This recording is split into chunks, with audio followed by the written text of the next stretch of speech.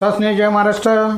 लोकसभा झाली, पाठोपाठ महाराष्ट्र विधान परिषदेची निवडणूक देखील पार पडलेली आहे. लोकसभा हे जनतेने मतदान केलं, तर विधान परिषदेला आपण निवडून दिलेले आमदार आहेत त्यांनी मतदान केलेलं आहे आणि त्याचमुळे सत्ताधारी लोकांना विधान परिषद ही सोपी गेलेली आहे. विधान परिषद निवडणूक जिंकताना पक्षीय बलाबल पाहता दोघांकडेही बलाबल नव्हतं, तरीसुद्धा सत्ताधारी आहेत ते आपल्या सर्व सीट आणण्यामध्ये यशस्वी झालेले आहेत.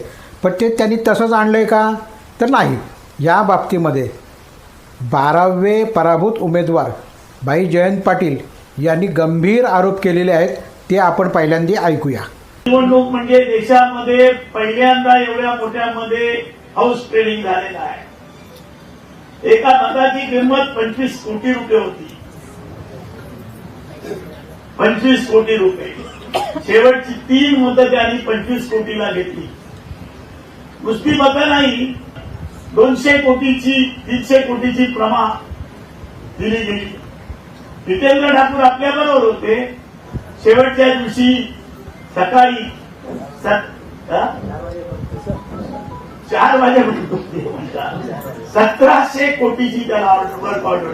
ऐकलत, एका मतासाठी 25 कोटी रुपये दिले गेलेले आहेत. त्याचबरोबर आमदारांशी संपर्क करून हे फेस टू फेस 200 ते 300 कोटींच्या वर्क ऑर्डर दिलेल्या आहेत. किंबहुना बहुजन विकास आघाडीचे जितेंद्र ठाकूर यांनी तर अर्धा तास बाकी असताना मतदान केलेलं आहे. भाई जयंत पाटील यांच्या म्हणण्यानुसार त्यांना 1700 कोटीच्या वर्क ऑर्डर दिलेले आहेत.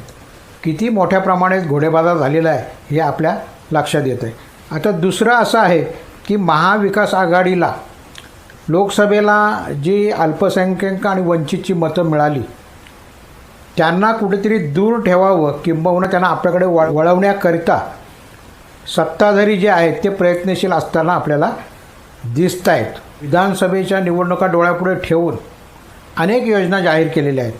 बहीण असेल, भाऊ असेल, सिलेंडरचं असेल, एक प्रकारची खैरातच केलेली आहे. पैसा कुठून येणार माहीत नाही, पण पैसा वाटत मात्र सुटलेले आहेत. त्याचबरोबर मतांचं ध्रुवीकरण करण्यासाठी हिंदू मुस्लिम असा एक प्रकार सुरू आहे. उद्धव ठाकरेंच्या बाबतीत नेहमी म्हणतात की उद्धव ठाकरेंनी हिंदुत्व सोडलेलं आहे आणि त्यांच्यापुढे जनाब ते आता लावत आहेत, असं काय म्हटलं जात आहे. परंतु त्याकडे जनतेने लक्ष देता कामा नये. कारण विधान परिषदेची जर निवडणूक तुम्ही पाहिली असाल तर आघाडीची स्वतःचीच मतं फुटलेली आहेत, म्हणजे स्वतःला पडलेली नाहीत. मात्र सत्ताधाऱ्यांना विधानसभेमध्ये जे मुस्लिम 10 आमदार आहेत त्यांच्यापैकी बहुतांशी आमदारांची मतंसुद्धा त्यांनी आपल्याकडे पाडून घेतलेली आहेत. समाजवादी पक्ष अबू आझमी रईस शेख, काँग्रेस असलम शेख, अमीन पटेल, जिशान सिद्दीकी, राष्ट्रवादीचे नवाब मलिक, हसन मुश्रीफ, शिवसेनेचे अब्दुल सत्तार, MIM शाह फारुख अनवर आणि मुफ्ती मोहम्मद इस्माईल.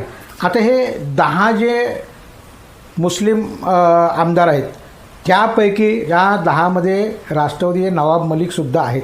नवाब मलिकांवरती देशद्रोहाचा गुन्हा टाकून त्यांना जेलमध्ये टाकलं होतं.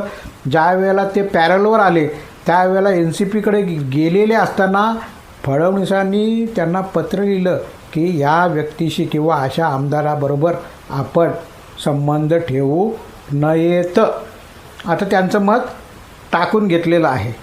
त्याचबरोबर अबू आझमींचं समाजवादी पक्ष असेल किंवा MIM पक्ष असेल यांचीसुद्धा मतं आपल्या पारड्यात पाडून घेतलेली आहेत.